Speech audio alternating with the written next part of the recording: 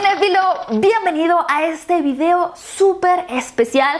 Estoy muy contenta de que Fox nos haya considerado a ti, a mí, a nuestro medio Fuera de Foco para participar en la primera conferencia virtual, en esta ocasión con Jennifer Lawrence y Francis Lawrence, el director de Red Sparrow, la nueva película de un crimen ruso. Muy interesante, mi opinión ya está en el canal y tuve la oportunidad de hacer una pregunta junto a mis colegas, amigos periodistas. Creo que escogí las más interesantes. Sin duda, Jennifer Lawrence y su director tuvieron cosas muy buenas y muy interesantes que decir. Así que, si ya estás listo para conocer estas respuestas, estas preguntas, comencemos.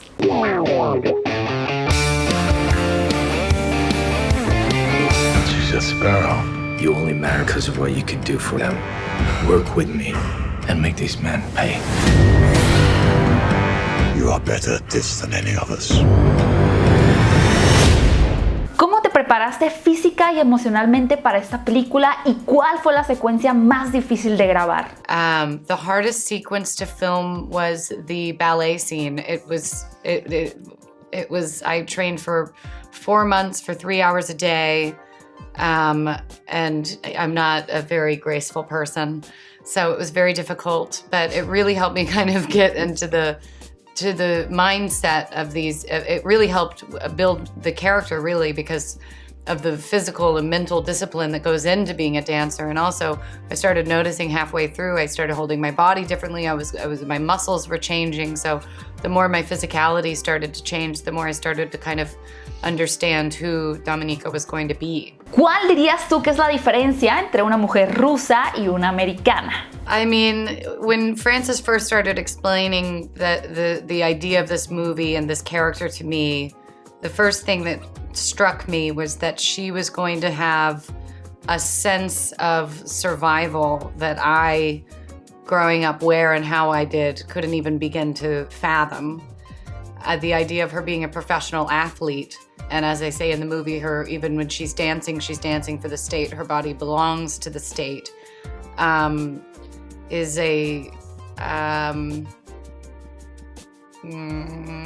just different than any character I've played before, or even a mindset I've ever even tried to get into. I would also say, and I don't think this is not necessarily anything that's specifically Russian, but something that I found with people in general, not just women, but people in general in Eastern European countries, that there's a sense of sort of caution with strangers, right? That it takes a little while for people to open up and to start to show emotion and warmth. And so there's a feeling when you meet somebody for the first time, you feel more of a sense of sort of stoicism and caution and kind of protection. And I think that was something that Jen did really well. Also, the need to smile at strangers. Like when Americans go through the airport, we smile at all the customs agents, and she just didn't. Yes, and in Eastern Europe, people think you're weird if you're smiling if you just randomly smile. They wonder if you want something from them. Yeah. Ahora que formas parte del movimiento Me Too, ¿sientes más responsabilidad al momento de escoger tus personajes? I would never want to say anything or do anything in any of my actions or in any of my roles that I didn't feel was going to be of a benefit to anyone that was going to watch them. I find this movie so empowering for women, and it was personally empowering to me. We started making this movie 3 years ago, and now the themes couldn't be more relevant today. And now my brain shut off. My brain just shut off. Just about the responsibility. I mean, of course I feel a responsibility. At the same time, it's important to balance, we don't want to get to a point where we're combining politics with the entertainment industry so much that our creative expression is muzzled.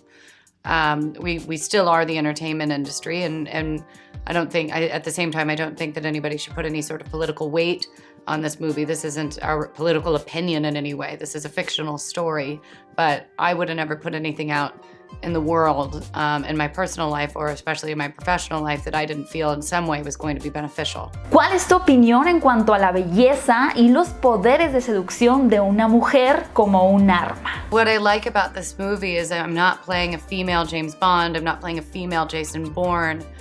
every way that she gets ahead and every way that she's a hero, even though I kind of find her an anti-hero, she's using tools as a woman, intuition, nurturing, sensuality.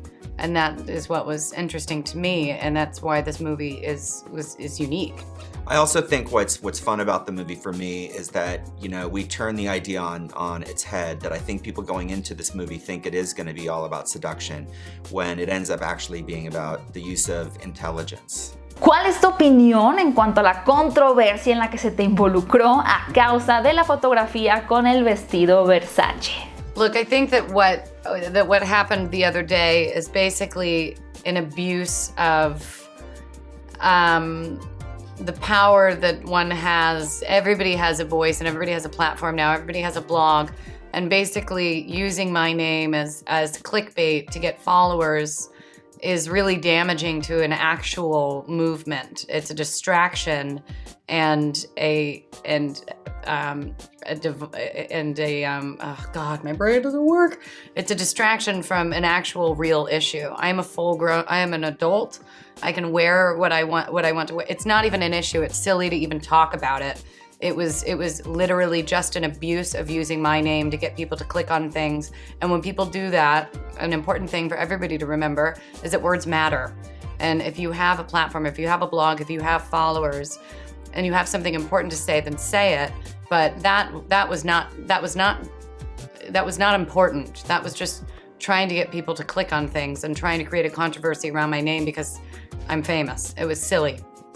And that dress was fabulous. ¿Cómo ha evolucionado su trabajo junto durante estos años después de trabajar en Hunger Games? I mean, for me, the only thing that changed was the story and the world and the characters. I think working with Jen was exactly the same. I mean, I think that's why we wanted to work together again, was that we get along, we like the way each other works. I think we have fun working together. I think she's a fantastic actress.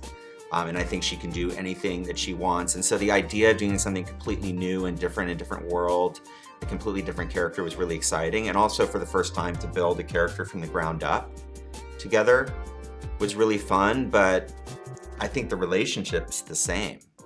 I mean, Francis has been a dear friend of mine for so many years, and I was a fan of his work before we even worked together on the Hunger Games. And then watching what he did with them and reading the script, I was so excited to see what he was going to do with this, opening up a new world, a new character, starting something new from the ground up. And he has an amazing eye, and he has a unique perspective on everything that he works on. So when I read the script, I couldn't wait to see what he did with it. Por lo regular, tus películas tienen más lectura de lo que podemos ver en la superficie. Así que, ¿cuál dirías que es el núcleo o el valor real en esta historia? Well, I think, you know, a sense of empowerment, honestly. I mean, I'm always attracted to survival stories, and so, you know, she plays a young woman who's pulled into a pretty horrible world against her will, and ends up using sort of her intelligence and empowers herself to survive. And so for me, that is the big takeaway. I mean, you know, there's also lots of little sub-themes, but I mean, that's all also what's just important to me about movie making. I think a movie that doesn't have any kind of reflection of the world we live in isn't really worth making. I think that's what makes it special. I think that's what galvanizes the crew. I think that's what pulls in good actors like Jen and Jeremy Irons and Charlotte Rampling and people like that. And that's honestly why I did the Hunger Games. I mean, what was really special about that was it was a story that on the surface felt like these kind of action adventure films for teenagers, but really they were movies about the consequence of war. And so without those deeper meanings, I think movies are kind of pointless. ¿Cuál fue tu primera reacción al leer este guión tan crudo? Francis and I had talked about the idea of this movie for so many years, and I was already excited by, I love the Jason Bourne, I love the Bourne movies, I love Mission Impossible. I wasn't interested in making a spy movie because I feel like, they've already been done. And when I heard about the idea of Red Sparrow, that it was written by an ex-CIA officer who had spent 30 years specifically with Russia-US relations, and that it was a completely unique perspective on the brutality of this lifestyle and the effect that it has on a person, on a human, I was already really interested when I read the script. You know, certainly there were things that frightened me, but I look for that in every movie. I never want to do a movie that I feel like isn't going to strengthen me in any way. I always want to do something that scares me a little bit. I have to say, I don't know if I would do this if it weren't with Francis, because not only do I trust him personally, I trust him professionally to use all of this dark subject matter in a very artistic and beautiful way. If she's compromised, she will be eliminated. What have you done? You belong to them. They will never let you go. I'll find a way. Cinéfilo, espero hayas disfrutado mucho de este contenido. Para que nos sigan invitando, no olvides darle like, suscribirte al canal si aún no lo has hecho, para poder disfrutar más de nuestro contenido original en Fuera de Foco. Aquí abajo encuentra nuestras redes sociales. Mi nombre es Mesa con Z. ¡Adiós!